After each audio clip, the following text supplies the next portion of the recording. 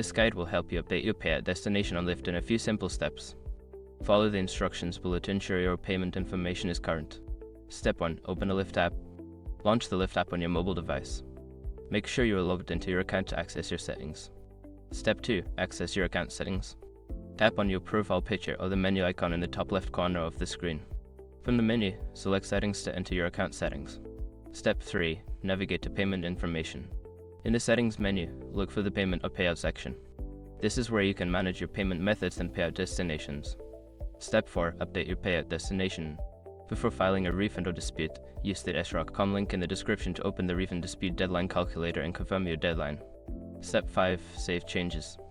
After entering your new payout destination, make sure to save your changes. Look for a Save or Confirm button and tap it to finalize the update.